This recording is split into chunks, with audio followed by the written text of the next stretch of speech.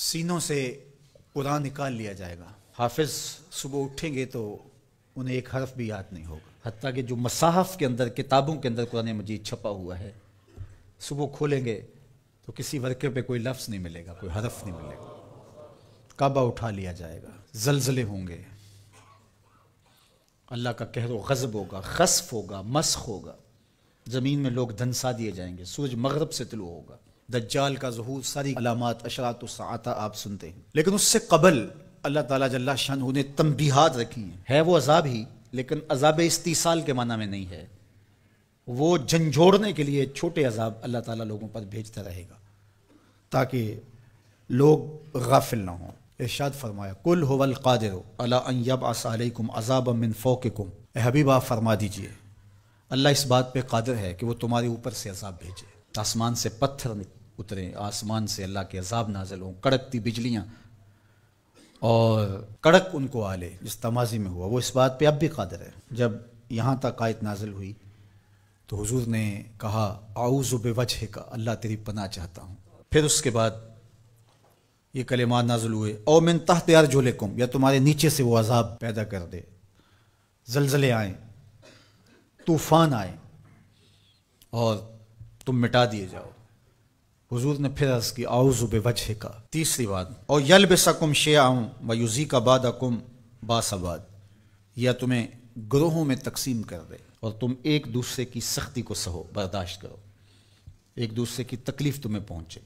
تو حضور نے فرمایا ھذہ احون یا ھذا ایسر، یہ آسان ہے.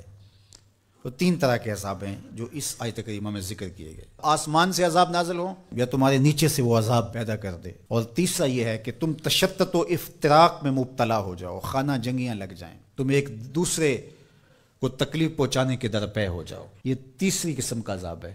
اور مسجد اجابہ میں حضور نے جو 3 دعائیں مانگی تھیں اس میں تیسری دعا مانگنے سے روک دیا گیا، وہ یہی تھی. حضور مانگنا چاہتے تھے اللہ یہ امت فرقہ فرقہ نہ ہو، ٹکڑیوں میں نہ بٹے، یہ امت آپس میں ایک دوسرے کو توڑنے نہ لگ جائے، ایک دوسرے کے گریبان کو نہ نوچے. لیکن حضور کو منع کر دیا گیا کہ یہ ہوگا جب بدکاریاں ہوں گی، جب گناہ ہوں گے تو اللہ جل شانہ اس کے بدلے میں ان پر جو چھوٹا عذاب مسلط کرے گا، جو ان بڑے عذابوں کے مقابلے میں چھوٹا ہے.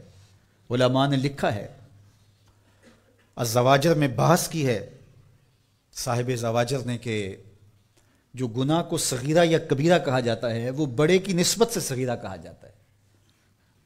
چھوٹا گناہ اس لیے کہا جاتا ہے کہ وہ بڑے سے چھوٹا ہوتا ہے، ورنہ جو چیز اللہ کو ناراض کر دے وہ چھوٹی نہیں ہوتی، گناہ بڑا ہی ہوتا ہے. جو اللہ کی ناراضگی کا سبب ہو وہ چھوٹی چیز نہیں ہے، وہ بڑی چیز ہے. تو جو گناہ صغیرہ کہا جاتا ہے تو اس کا مطلب یہ ہے کہ بڑے کی نسبت سے چھوٹا ہے. تو جو چھوٹا عذاب کہا گیا تو چھوٹے عذاب سے مراد جو بڑے کی نسبت کم درجے کا ہے.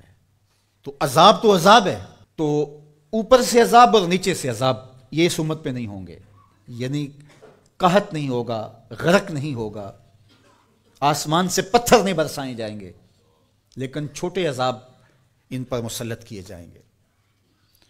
اور ان میں سے قرآن نے یہاں جس عذاب کا ذکر کیا کہ آپس میں تم الجھ پڑو گے، خانہ جنگیوں میں مبتلا ہو جاؤ گے.